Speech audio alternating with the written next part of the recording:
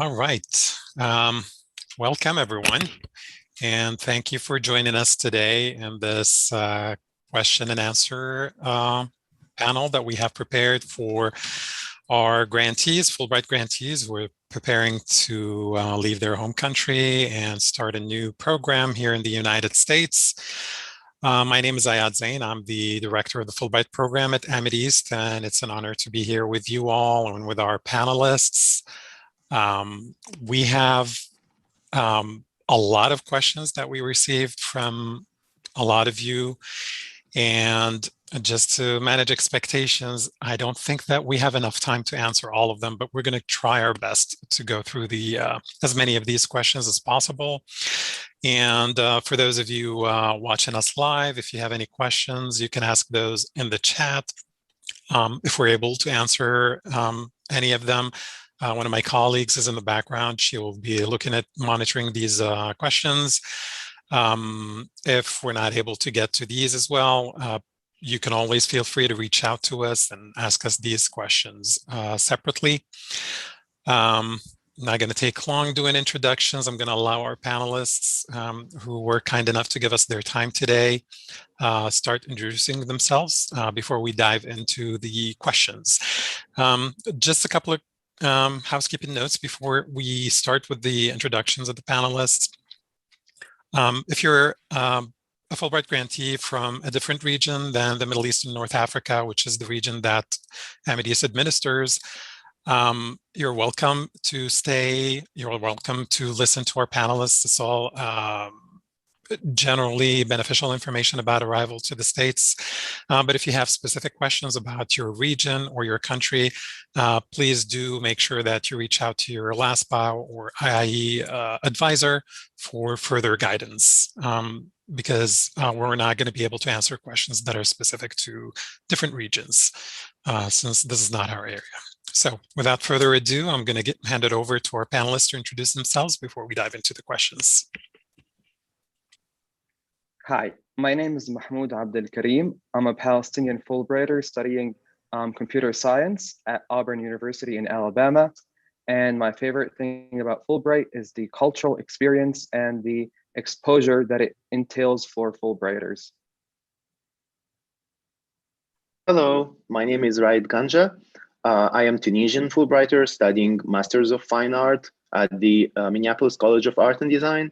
And my favorite thing about Fulbright is the community network and how you get to know other Fulbrighters and you work together on some cool stuff. Hi, everyone. My name is Rahab Gamaluddin. I'm an Egyptian Fulbrighter.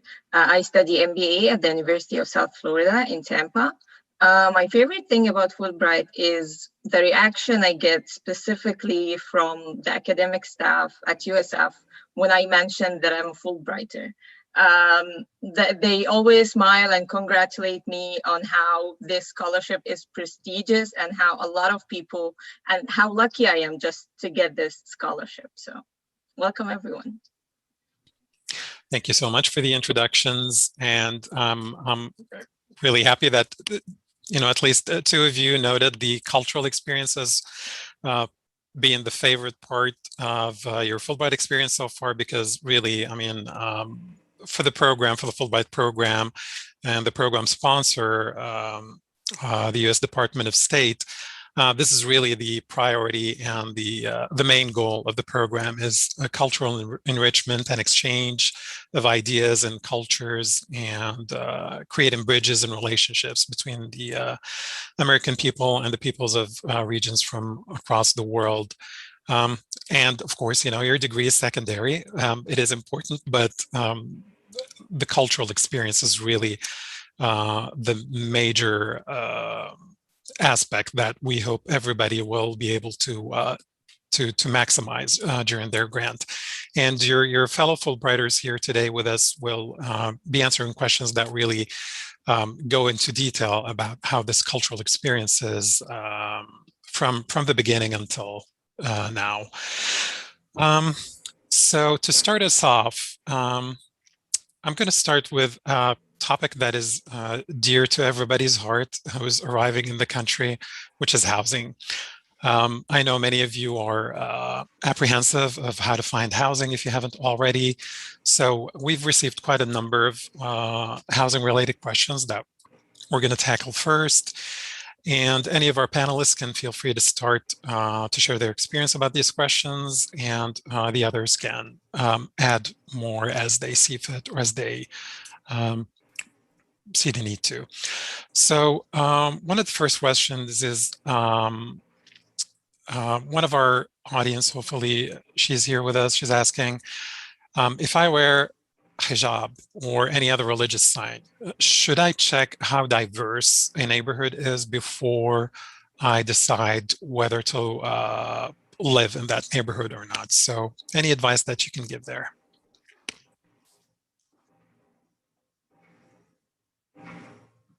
Go ahead, Rhea. Okay, so I will talk about Tampa specifically. There is a large Muslim community over there, and I haven't seen any of my Egyptian or Arab friends who wear hijab that are like ever being harassed or something like that.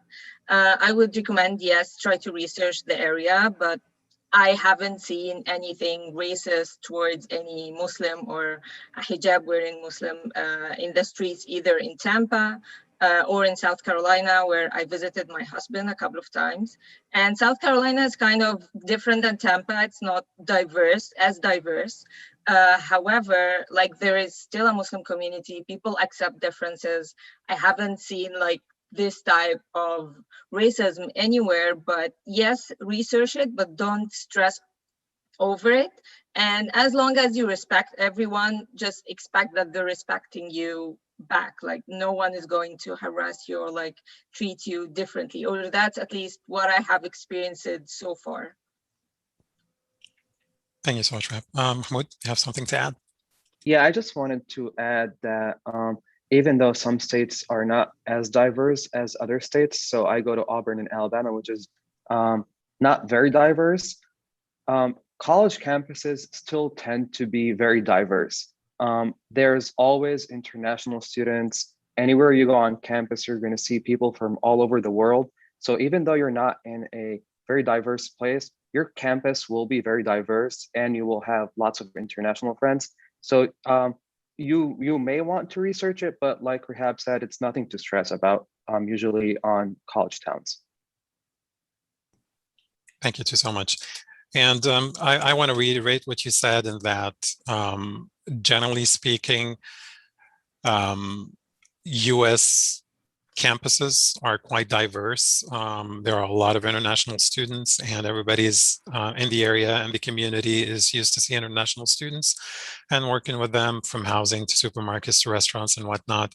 And there are a lot of resources that you can tap into to make you feel more comfortable. Maybe if you're in a new area, you're not quite certain.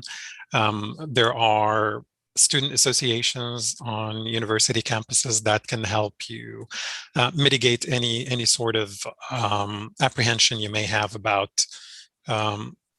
potentially being treated differently. But generally speaking, knock on wood, we've not had reports from our grantees about issues that relate to this in any of the many locations where they are placed across the country. All right. Do you have any tips about temporary accommodation and housing, and what resources do you recommend that new grantees look into?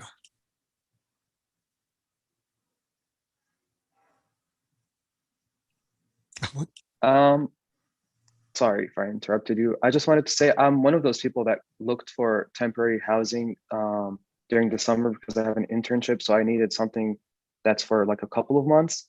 So it's not as hard as people make it seem. Your best solution is just to reach out to people in your network, other Fulbrighters in the area you're going to, or Facebook groups. I went to Atlanta, so I went to Facebook groups that have students from universities in Atlanta, and there are so many people and so many options for people subleasing. That's one option, reletting, or looking for Airbnb if it's a very quick a quick, like 1 week or two. But if you're looking for something over the summer that's temporary, just reach out to Facebook groups for people in that area, and you'll find many options.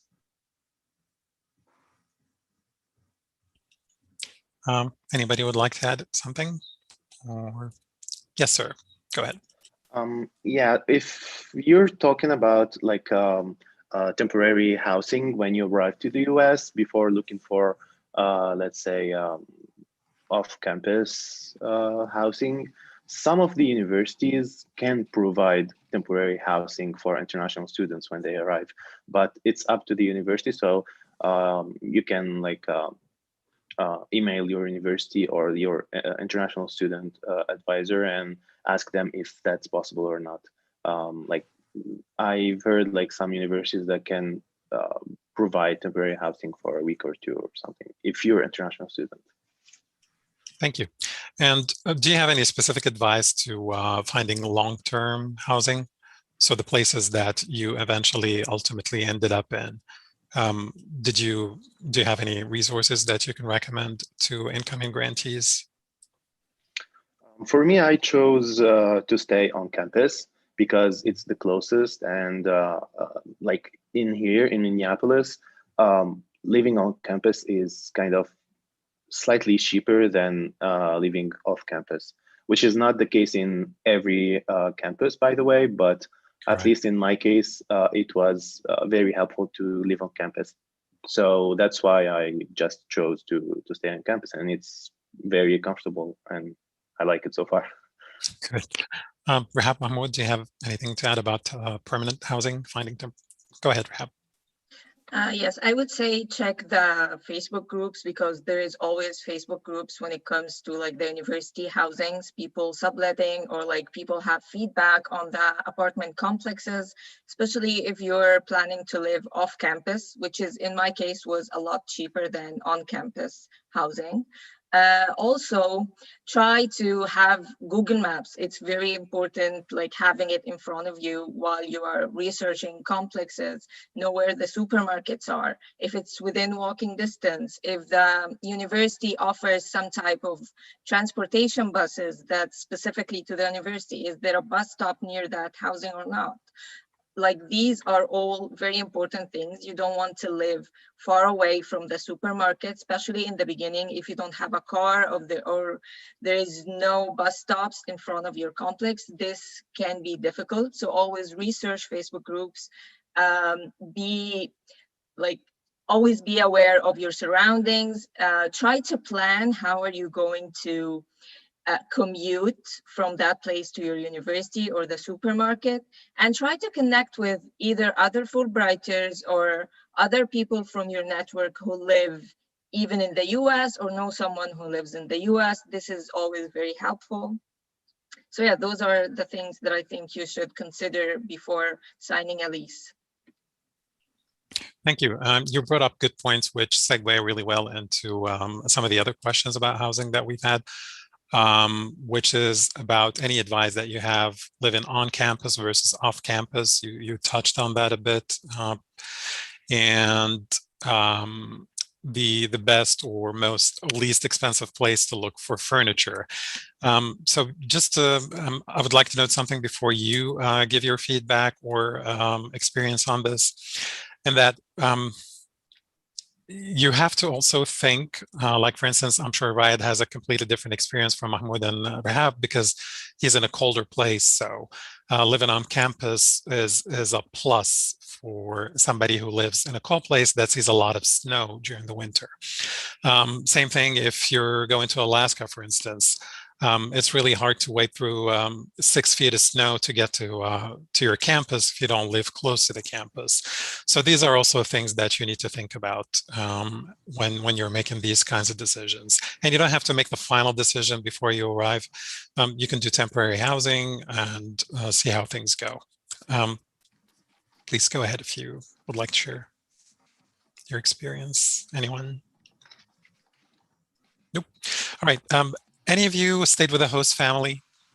Can you shed some light on that? If you have, do you know anybody who's stayed with a host family? All right. So that was one of the questions as well. On Honestly, for in long term, I've not known any of our grantees to stay with a host family for the entire year or two, but we've had grantees temporarily stay with host families just to try it out. Maybe it was a friend or acquaintance's family, or just as a temporary measure. So it is possible. It depends on the place. I would say really look into it because you're a graduate student. You have a lot of work to do. You need to focus. You need a quiet place to work when you're not on campus. So if you're going to stay with a family, you should probably consider a smaller family, a family that does not have young children who are going to cry at night, wake you up when you have an exam tomorrow. So these are things that you also should keep in mind, but it is possible, and there are organizations that sort of provide some assistance with that. It's just not that common with graduate students, or at least with our Fulbrighters. Someone asked if any of you is covered by health insurance from the university in addition to ASPE, and if you could talk a bit about how university health insurance works. Do any of you have any feedback on this? Yes, okay. So we happen, right, go ahead. Okay, so yes, I am covered with both ASPE and my university insurance.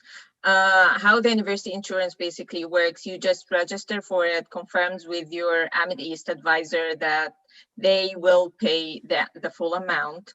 And after that, just you go to, like, you call them, you schedule an appointment, and you go there. My experience so far, I haven't paid anything for any doctor visits that like any doctor visits I needed with the university. And even when it comes to medications and stuff like that, I just pay a minimal amount. So it's pretty simple, actually. Thank you. Right, did you have something to add? Yeah, I have the same case. So I have both insurances. Thankfully, I didn't have to use any of them so far. I hope I keep it that way. But my university insurance only, like, it provides coverage for emergency cases, but also it provides one physical checkup every year. So, which is probably not a lot if you have some sort of problems and you need more visits. In my case, I didn't need to use it so far. So, yeah. Well, hopefully you will not. Yeah. Yes, you wanted to add something, or Mahmoud wanted to say something as well. Yeah, I think it depends on I'm sorry, Mahmoud. It depends on the university. No, so some campuses actually offer like dental insurance for like 1 or 2 times. Some campuses don't. So just like be aware of what they offer and try to make the best use of it. If you need it, hopefully no one needs it. Sorry, Mahmoud, go ahead. Oh, no worries. I was just going to add that usually at the beginning of the academic year, or when you arrive, the university asks you if you have insurance, and you can submit something called the waiver, which means that I have insurance from Fulbright. I will not be needing an additional insurance, and they can either accept it or reject it. If they accept it, then you will have Fulbright's insurance, which is basically somewhat similar to university's insurance in emergency situations. If they reject it, then you'll just have both insurances. Absolutely. Thank you for adding that. And I just want to point out that this subject of insurance can get really complicated.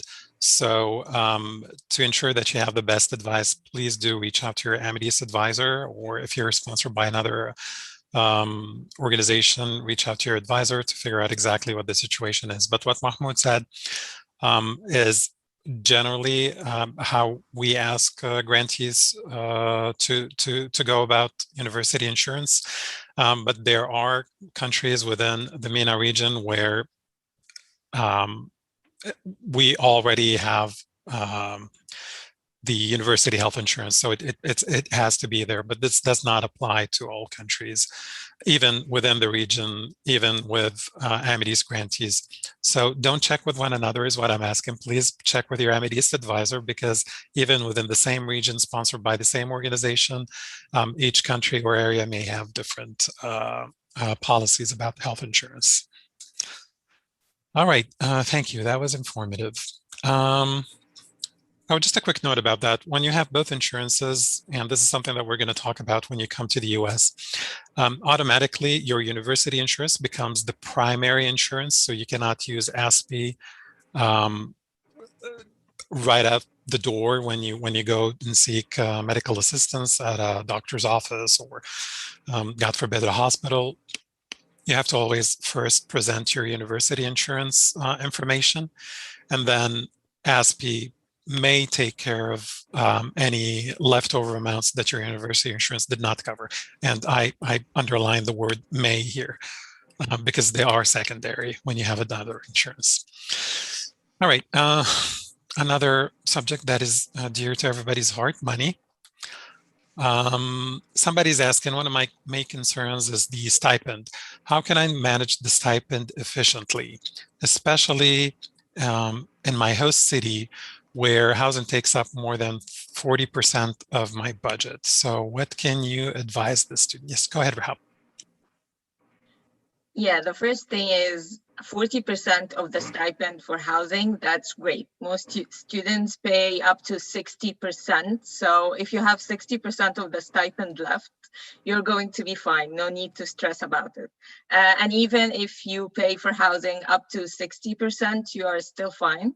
Just budget your money wisely. And by that, I mean, at least keep some cash on the side or some money in your bank account for emergencies, and just divide the rest for the 4 weeks and try to live within these 4 weeks. I know, like, at least for me, that was new because I haven't really needed to worry about money because I used to work before coming to the US. So money-wise, I was kind of on the safe side. But now, to be honest, it taught me a lot. It taught me like how to compromise for the things that I want, like to be more responsible, like, okay, this is rent money, so I will not spend that because I can't really risk that. And I sometimes end up saving money, sometimes I end up spending more, but otherwise the stipend is enough for the most part, unless you want like extra stuff, then you just bring your own money with you. And that's also what I did. I brought extra money with me just in case for emergencies and like buying a car or anything like that, if you're interested in buying a car. But generally, the stipend is enough if you budget wisely and be and like kind of are responsible of your actions and what are you buying and where are you spending the money. And just to make everything kind of clear, especially I would speak for the Egyptian people, we like to go out a lot, like maybe every day, stay up all night. This is not how life is going to be in the US. No, just to set expectations. Best case scenario, you'll go out on weekends. Everything closes around 8, 9. If like some stores stay open till 11, that's great, but that never happens. So just kind of put realistic expectations and budget wisely, and you're going to be fine for like the rest of the month in terms of money. Thank you. Gentlemen, would you like to add something? Yes, go ahead, Ryan. Yeah, so as Rehab said, in my case, I pay around 60% just for the housing. So it's good that the housing only costs 40% in the case of this question. But I was worried about like how to manage the stipend, but it turned out to be not very hard if you know exactly how to deal with the situation, which means first of all, you must try to avoid like delivery and fast food and all these kind like and dining outside or something like that, because that's so expensive. So if you have a kitchen at your place, it will be much better to just buy the ingredients and cook your own food, because you can save a lot with that. The second thing is, depending on your region and on your city, you will find some cheaper places than others, which means, like, for example, when I first came, I used to buy stuff from Delhi, and they used to be super expensive. And then I found a Target, and they were much cheaper. And then I found another store called Aldi, and it was even cheaper than that. So at the end, I started like just remembering where each ingredient is cheaper, and I just go there. So and then, like, at the end, I just make my own food, which is very helpful when it comes to clothes, for example, or like going out or do stuff. You should also locate where you can have a better experience with less money, because they exist. Places like this exist. You just need to be aware of them. Just don't go to the first place you see, because it will usually be more or double expensive as other places. So it will take some time, but in the end, like, I managed to spend less than, or not less, like around $100 a month for everything, like except for housing, of course, which is pretty good. Absolutely. Thank you. It's all good advice.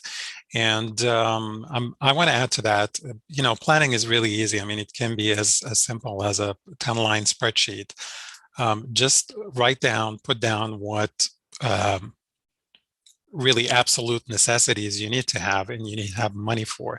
So rent, utilities, sometimes utilities are included in the rent, sometimes they're not. You want to know how much they are if they're not included with your rent, because that'll affect how much money you have left for other necessities. So write everything down. What is the absolute haves that you have to have in order to survive, which is, like I said, rent and utilities, and groceries, obviously, and just following on that advice.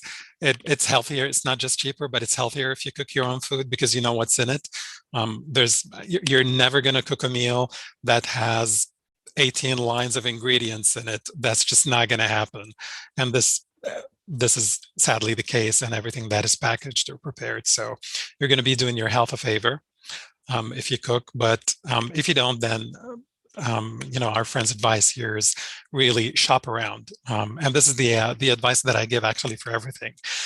Never just look at one thing and say, okay, this is it. Great. You see something that you know you need. Look at other places and see how much it costs in other places. It might be 2 miles further, but it might save you a lot of money on the long run. And I think we addressed all the money issues. So now we have some general questions, and let's talk about challenges.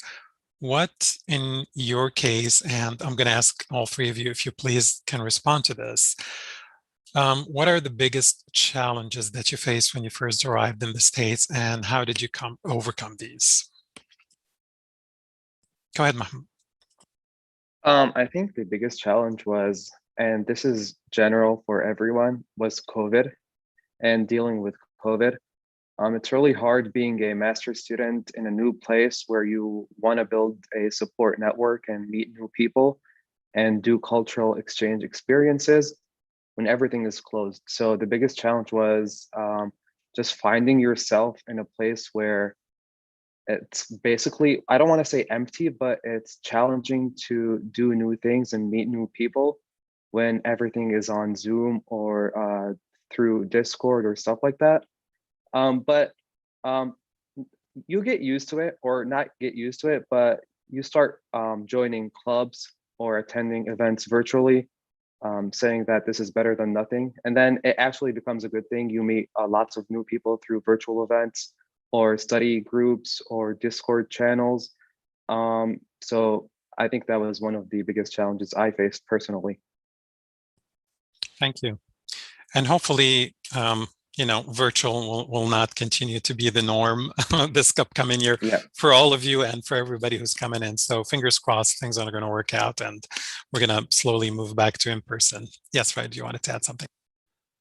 Yes, I agree that arriving during the pandemic was a really scary thing, and you feel lost and worried all the time. But also the fact that when you arrive, you don't know anyone in that city.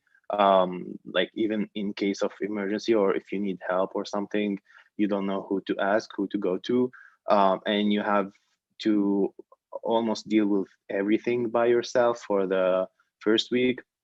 That was a challenge. But as soon as you start to know more of the university stuff or like the international advisor or something or other international students, you will start forming like sort of support group together, and it will help you go through the situation and learn more about it, because even though it was scary, but it made you know how to deal with this kind of situations. So thank you. Rahab? Yeah, it's basically the first 6 months COVID. I arrived in August. As an extrovert, it was for me like hell on earth, just staying home all day for 6 months. That was crazy. It was almost like ghost towns.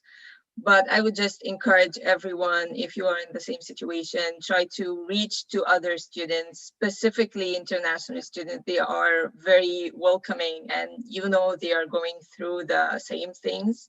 So yes, as Raid and Mahmoud mentioned, it's like try to form a support group. Second thing was actually my name. Like when I spelled my name when I was little, I did not imagine coming to the US and with my name like pronounced as Rehab. So I had to kind of maneuver and just like found a nickname that people won't call me like, oh, hey, Rehab, what does really your name means? But I would say that sometimes it was actually like conversation opener, like it kind of breaks the ice with people just trying to explain what my name means and that it's different in Arabic. Also, you will miss your mom's food. And it's normal. And you will try to cook it the same way she made it, and you will never succeed. But just you will eventually you'll reach a point that okay, I'll just make it just to make like kind of feel that I am home. And I don't know. For me, food gives me a hug. So I learned how to cook. It's not like my mom's food, but at least it takes me back home for a minute. So if you miss food, try to cook. Even if you failed, you have nothing really to lose. Like you're gonna eat it anyways, but most probably you'll succeed, and hopefully you are. Thank you. I don't know if our audience has discerned a pattern here, but going back to the cultural experience, what you've heard from our three panelists is that people will get you through adversity and difficulty. So really engage. This is your first recourse to overcoming anything, is to engage and to talk to people. And from that, I'm going to segue to a question about mental health support on campuses. This was one of the questions that we received prior to the session. So can you please share what you know about your campus? Start with you, Rehab, not Rehab, and we'll go to the others. Okay, so for my university, there is counseling center that you just call them, you book an appointment as easy as that, and you get connected with a counselor. And I would say, I would encourage you, please, please, please, if you need help, just reach out. Mental health is very, very important in the United States. They don't take these things lightly. There is nothing shameful about it. Just reach out to the counseling office, and they are very helpful, very supportive. And even if you just want someone to talk to in any type of situation, they will hear you out. They will guide you through ways and resources that you might not know about in the university or on your campus, or like something that's nearby. So reach out. If you have any mental health history issues, make sure to tell it to them. Maybe they will direct you to a psychiatrist. People are very helpful. Just make sure you reach out, and just as simple as that, type your university's name, counseling center, or mental health, and you will be directed to someone that will definitely help you, or at least hear you out. So please, please, please do it if you need help. Absolutely. Thank you so much. Mahmoud, would you like to add something? Yeah, sorry, Rod, if I interrupted you. I just wanted to say that this was a very like, everyone saw this during COVID, where people were going through struggles. No one had anyone to talk to. So in my university's case, we had newsletters or flyers going out on a weekly basis, just telling people that there are so many resources and people just wanting to talk to them and listen to them. And if you have anything to say, any issues that you want to discuss, there's always someone to talk to. You can go to your international advisor.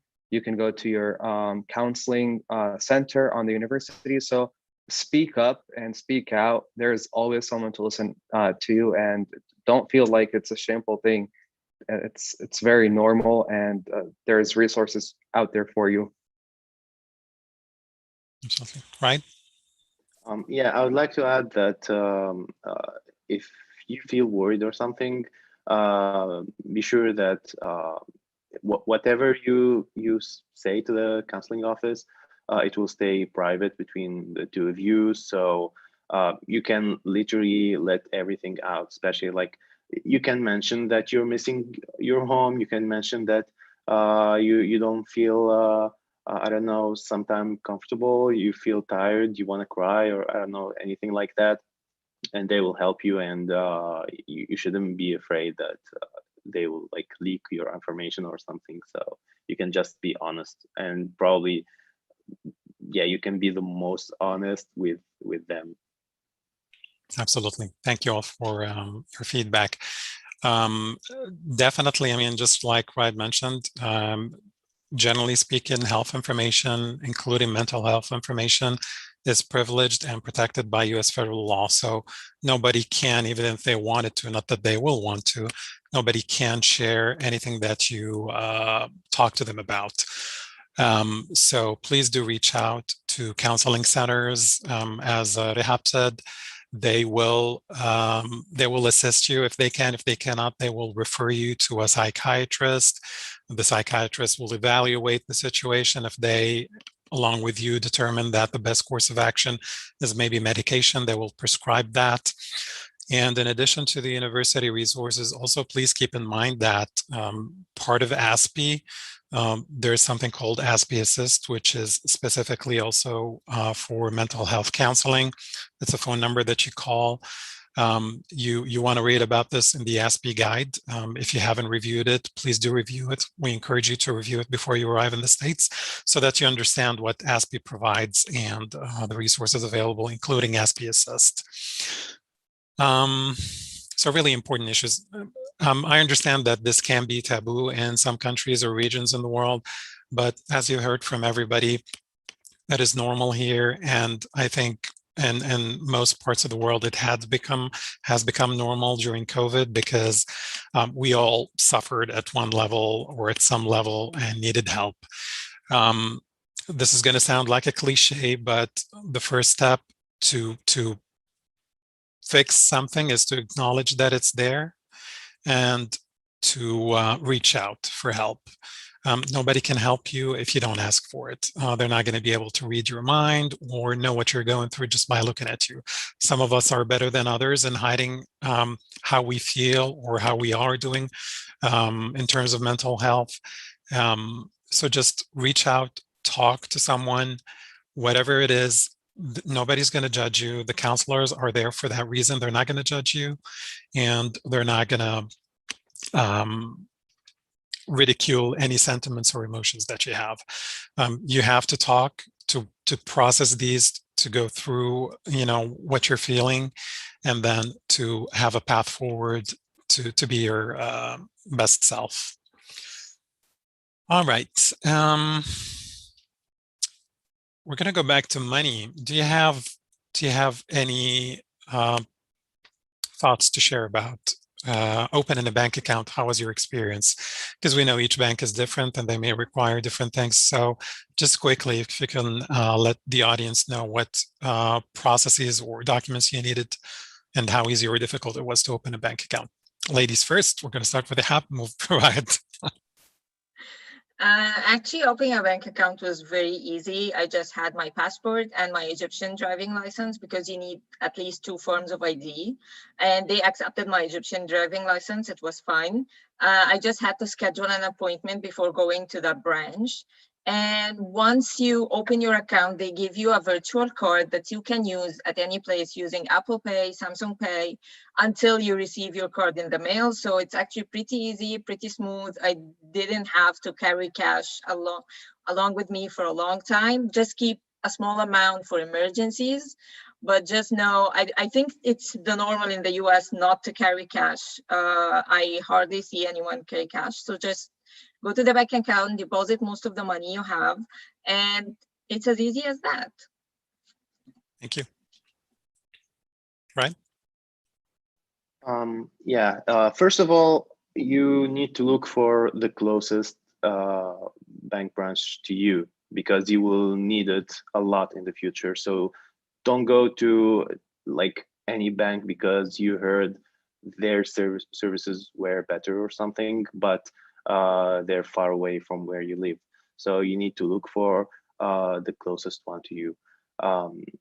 In my case, they required my passport and housing proof for the address. And because I live on campus, I couldn't provide housing lease because my university does not provide housing leases. So instead, I asked the university for just a letter of proof that they confirm I live on campus, and they accepted that paper. So yeah, that's pretty much it. And then once you get your card, it depends on whether, I guess you can apply for a saving account or like checking account. Some banks have student account, but at first you will have some limit over how much money you can use in a week or in a day, but that limit will be reduced slightly over time. So just keep that in mind in case you need to buy a new laptop on the first week, for example, but it's gonna be super expensive. Thank you. And generally speaking, I think the limit usually is $500 when you first start up. So, but make sure to check with your bank, like Rad said, if there's a limit, temporary limit, before you get a card declined notice from the place you're trying to buy something from. Mahmoud, did you have anything to add on this, or? My experience was really similar to Rehab's. I opened one and they gave me a virtual card, and still until today, I only use Google Pay.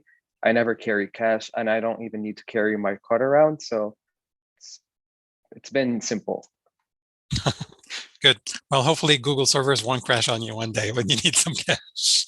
Let's hope so, yeah.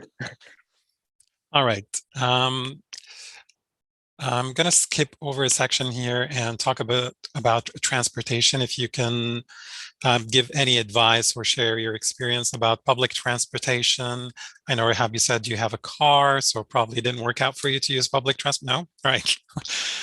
So if you can address this, like what is in your experience has been best, rely on public transportation, how good or bad is it where you are, and what advice you give to newcomers if the public transportation system where they're going is not that great. Yes, Mahmoud. I'm going to mention something that I think Rehab or someone or Raed mentioned.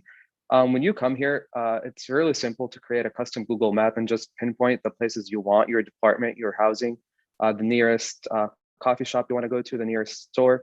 And you can also add to that map your transportation or public transportation. And it's really easy to see how convenient it's going to be for you to be on those bus lines that are provided by your university.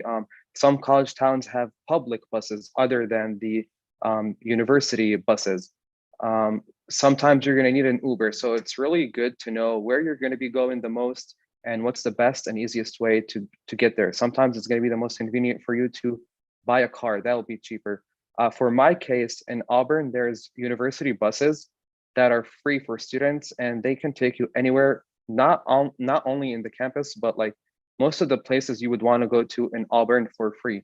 And they even have some days where the buses work on a shopping route where you can go to the malls or grocery stores for free. So just do some research and you'll know what the best solution for you will be. Absolutely, thank you. Yes, right. In my case, I like the first week I arrived, I searched on Facebook Marketplace for used bikes, and I found a very good bike for $50, which is pretty reasonable amount. And since then, I've been using it to go anywhere, like if I need to shop or to just go explore the city or to go meet friends or anything, I just bike around. First of all, it's healthier and it doesn't require gas. And yeah, it's like you just buy it and then like if you need some maintenance, you do that a bit later and it won't cost a lot. The only problem with that is during the winter when the entire city is covered with snow, I can't use it.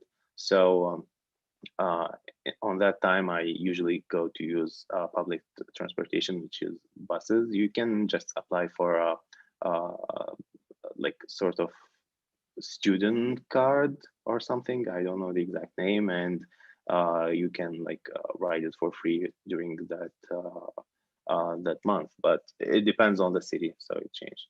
But yeah, buying a bike was a good idea for me. And it was very helpful. Thank you. Rahab, did you have something to add? Yes, I will actually talk about my experience and my husband's experience because he's also a Fulbrighter living in the US currently.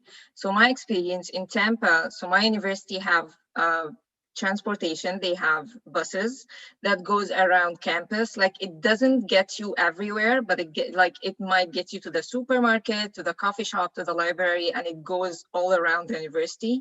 And that's definitely for free, just with your ID card. And the Tampa transportation system, I haven't really used it that much, but I know that it's free for students. You just show your ID card and then you get on the bus for free. Google Maps is very helpful. It tells you to take what bus from what bus station and like the route it's going to take and like the stop you're going to drop off in. So Google Maps is very helpful if you like want to commute and you don't know what bus numbers you're going to take. Definitely use that. My husband's experience is completely different than mine. His department is in a small town that doesn't have almost any public transportation. So it's either like Wright says, get a bike or buy a car.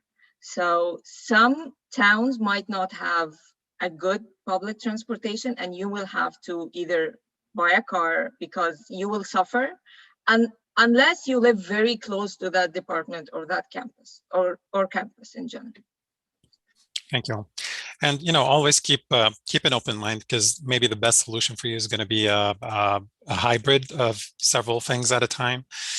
So a lot of folks are like, right, they have a bike, which they use for day-to-day transportation and whatnot, but then maybe once or twice, like once every week or once every 2 weeks, they would carpool with a friend who has a car and go to the Walmart that's like 10 miles away and get like that many things that that are enough, enough groceries and whatever they need for the entire month. And that way you can, facilitate some of these things that you might need and maybe are not easily accessible to you in general.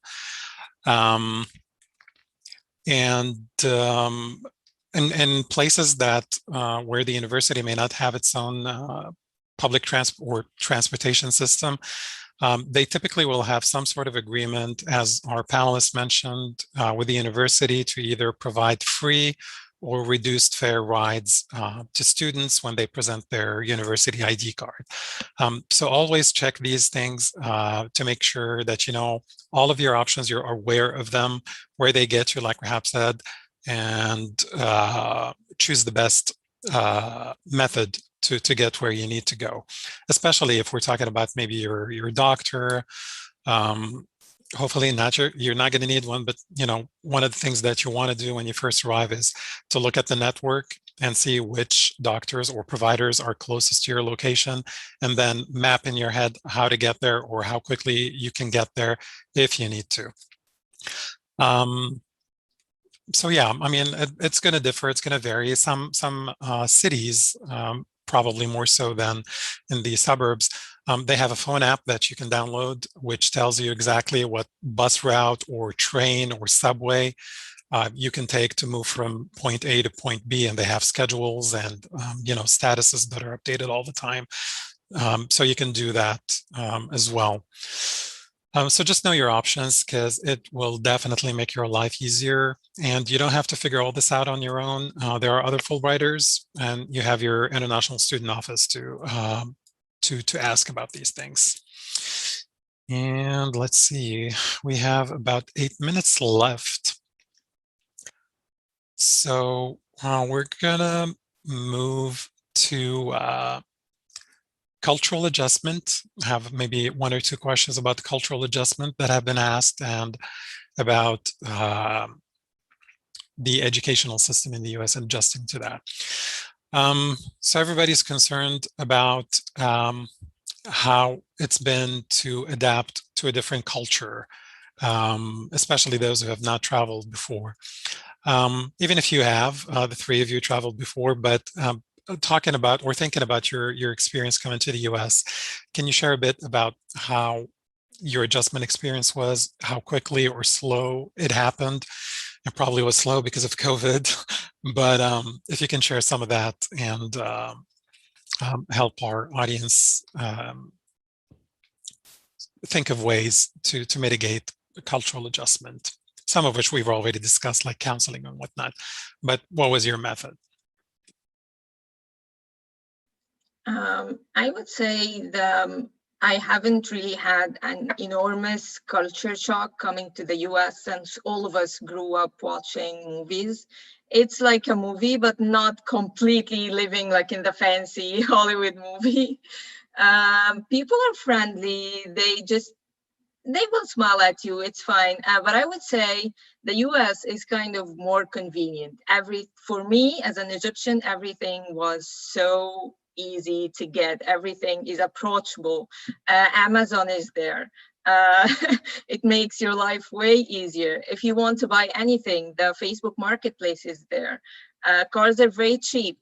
So I would say don't stress too much about the cultural adjustment, just enjoy the journey. Because if you kept looking for differences, you're not going to enjoy your time. Like I would say, embrace the differences. I haven't really, I didn't see anything that's shocking, like how is this happening, or like an enormous culture shock. I'm just embracing everything that's better in the US. So I would encourage you to do the same. Thank you. Mahmoud, right, would you like to add something, or you have the same impression? Yes, Mahmoud, go ahead. I was just going to say that I felt the same way as Rahab. I've traveled before, so it wasn't much of a cultural adjustment to me. But the only thing I would want to add is you're going to meet people from all over the world, not just from all over the States. So you're going to see people from different nationalities, from different cultures. It's very important to always be respectful and show empathy to people. Like you don't know a lot about other people's cultures. So something that might be weird or new to you is very normal in someone else's culture. So it's always important to have an open mind and just be respectful of others and know that you're going to see stuff that you're not used to seeing. Thank you. One of our questions that we received prior to the session was about LGBTQI students on campus. And the person is asking at what stage of a relationship, and I think they're talking about like regular interpersonal relationships, not a romantic relationship. Do people mention their sexuality? Do people introduce it themselves or what? Yes, Rahab, go ahead. I had a professor and an HR at the company that I'm currently interning in, and both of them just introduced themselves as gay men the first time, even virtually. People will do that. It's fine. The most important thing, I would echo Mahmoud here, just be mindful and respectful of others, because we are different from them. So I know how this is perceived, especially in the Middle Eastern and North Africa region, but you're here, you're in the US, you have to be respectful and understanding of people's beliefs. And it's fine, people introduce themselves to you as anything that you're not used to hearing before in your home country. And it's completely fine as long as you show respect. And I would say that professor was one of my favorite professors, and we still keep in touch. So just keep an open mind and be respectful, as Mahmoud said. Thank you.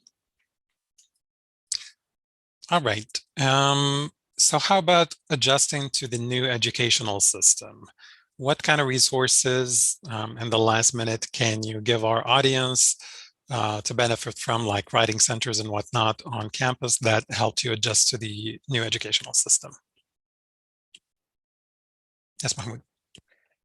I would just want to say about this is be on the lookout for things that your university offers that you might not know about. One thing that happened at Auburn is we had a Zoom session about what resources are available at the library. And I was just amazed at what things they offer. They offer things from virtual one-on-one sessions to coding classes one-on-one to writing classes to English classes. So there's always stuff that's available to every single student at the university. Just be on the lookout for them. There are other things that are specific to your department. Your department might hold hackathons, might hold activities or special courses or special lectures to feed you with resources that will help you have a very striving academic experience. So there are many resources. They differ from the university to university, but just know that you're going to be overwhelmed with the things that you will see and find that will make your academic experience that much better. Thank you. Yes, Rahab. Reach out to your international advisor, the international office, reach out to your academic advisor. These, like the three of them, will help you find resources if you need them. And a quick hack that I'm using Grammarly. It's a lifesaver, to be honest. Some universities offer free subscription to its students to Grammarly, some doesn't. It's not very expensive. Even you can use the basic version. It really helped me improve my writing skills a lot. So yeah, reach out to those people and use Grammarly. Right. Did you have something to add to that? It's similar to what Mahmoud said.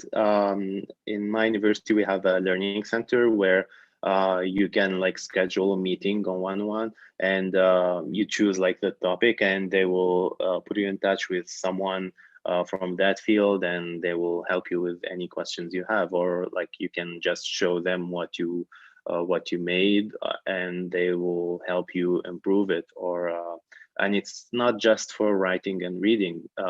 Since I'm like in an art school, you can like ask them for help when it comes to software, helping, like, I don't know how to use Photoshop or Premiere Pro or something like that. They will show you exactly how to make that specific thing you need. So yeah, it depends on the university, but I guess most of them have this kind of center. All right. Well, we're at 2:00. I would like to thank the three of you so much for taking the time and being with us today, Mahmoud, Raed, and Rehab. It was a pleasure talking to you. I hope that I know that we provided a lot of information. Hopefully, a lot of it is going to be useful to many people out there. Unfortunately, if you ask a question, we didn't address that question. There has been a ton of them. But like I said at the beginning, please do reach out to your Amidis advisor if you're not sponsored or administered, your program is not administered by Amidis, to your IA or LASPOW advisor, and they will help you answer any questions that you have about arrival before or after you arrive. And do consult our frequently asked questions page on the grantee resources website that Amidis has. There's a lot of questions there that maybe you had that are answered there. Again, I want to thank our panelists so much for your time. Best of luck to you with the rest of your programs and away from COVID and in-person interactions, hopefully.